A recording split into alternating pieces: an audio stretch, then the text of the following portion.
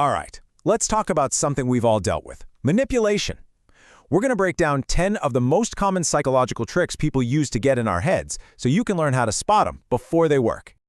I mean, seriously, think about it for a second. Have you ever found yourself saying yes to something and then immediately kicking yourself? Maybe it was a favor you really didn't have time for, or a purchase you totally didn't need. That little nudge, that subtle pressure, that's exactly what we're digging into. And it works because, let's be honest, our decisions aren't always as logical as we think. And here's the real kicker. Our own emotions, things like fear, guilt, even just wanting to be liked, they can be used like a playbook against us. They're powerful triggers, and if someone knows which buttons to push, they can steer you toward a decision without you even knowing what's happening. Okay, so our first group of techniques, it's all about playing with your feelings. These are the tactics that use your emotions as leverage to get what they want. And we're going to start with maybe the heaviest hitter of them all. Technique number 1, the classic guilt trip. Guilt is a super powerful emotion, and this tactic basically weaponizes it. It's all about making you feel responsible for someone else's feelings or their success. They tap right into your empathy, your sense of duty, and pretty much frame it so that if you say no, you're the one who's failing them. And here's exactly what that sounds like in the wild. If you were really a good friend. Wow. See, that's not just an invitation, is it? It's a direct challenge to your friendship. You might have had zero desire to go, but now you're thinking, am I a bad friend? And just that thought, that's often enough to get you to cave. All right, next up we have the fear appeal. Fear is another huge motivator. When we get scared, our logical brain just kind of shuts down, right? And that's what this technique banks on. It creates this sense of panic and urgency, pushing you to make a quick, impulsive decision just to make the scary thing go away, instead of, actually thinking it through. You see this all the time in marketing. If you don't buy this insurance, you could lose everything.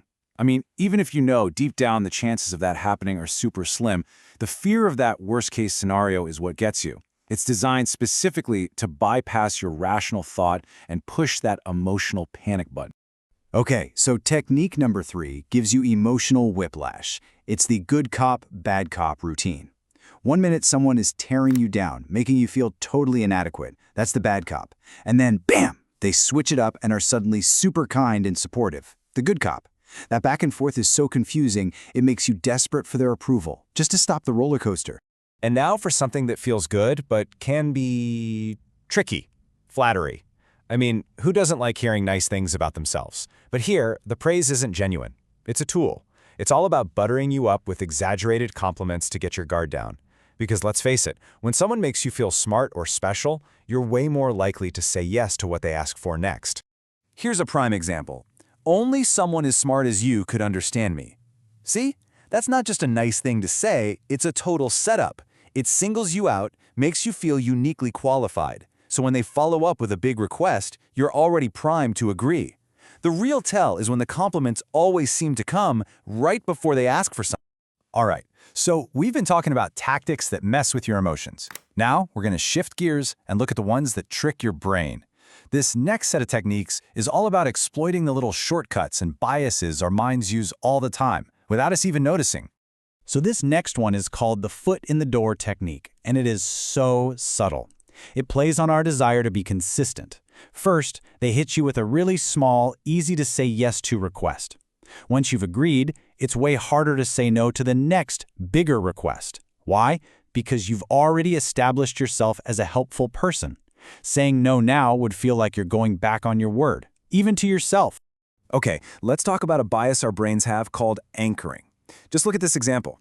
The very first number you see, that $500 price tag, becomes an anchor in your brain. Everything else gets compared to that. So even though the final price is $300 in both cases, option A feels like a fantastic deal, right? You feel like you're saving $200, when really the price is just $300. It's all about that first number you see. As humans, we can't help but compare ourselves to other people. It's just what we do. Well, this next tactic takes that natural instinct and turns it into a weapon. By intentionally comparing you to someone else and making sure you come up short, a manipulator can make you feel really insecure. And when you're feeling insecure, you're way more likely to look to them for answers and control. And a comment like this, it might sound like they're just making an observation, but listen closely. The goal here isn't to talk about William. The goal is to make you doubt yourself. It's designed to plant that little seed of, am I not good enough? And put you immediately on the back foot. All right, our final group of techniques gets a lot more direct, and honestly, a lot more aggressive. The whole point of these tactics is to attack you as a person, to undermine your reputation, your confidence, and in some cases, your very sense of reality. This one's a classic dirty trick in an argument, discrediting. Instead of actually talking about your idea, they attack you. They'll bring up some mistake you made ages ago or just attack your character. Why? Because if they can make you look bad, they hope it makes your argument look bad too, all without ever having to actually debate the topic at hand. So picture you're in a meeting. Michael pitches a new idea, and someone says this. See what's happening? They're not talking about Michael's idea at all. They're trying to shut the whole conversation down by poisoning the well, basically making everyone in the room doubt Michael before he even gets a chance. And then there's this one, the sarcastic joke. This is such a cowardly way to land an insult because it comes with a built-in escape hatch. The joke is designed to cut you down and make you feel small. But the second you get upset, they can just throw their hands up and say, "What? I was just kidding. Can't you take a joke?" It puts all the blame on you for being too sensitive. And that brings us to our last one, and it's a really serious one: gaslighting. This is probably one of the most dangerous and sneaky forms of manipulation out there, because its entire goal is to make you doubt yourself, your memory, your feelings, even your own sanity. And it often happens in stages. First, they'll just twist your words or deny things they said. I never said that. Then, if you exist, they escalate. They start arguing with your reality itself. You're crazy, or you're making things up. And over time, after hearing this again and again, the final stage kicks in. You start to doubt yourself. You start to wonder, maybe they're right, and begin to believe their version of things. So after hearing all that, you might be wondering, okay, what do I do about it? Well, the most important thing, your absolute first line of defense, is just awareness. Seriously, just knowing these tactics exist and being able to put a name to them is a huge part of the battle. And here are a few major red flags to watch out for. Are they constantly denying things that you know are true? Do they lie all the time? Do they use the silent treatment to punish you when they don't get their way? Or do they always divert the conversation to avoid taking any responsibility? If you see a pattern here, that's a really big deal. Because once you know the playbook, you can't unsee it. You can spot these tactics as they happen, and that gives you the power to pause, take a breath, and make a choice that's truly yours, not one that you were pushed into.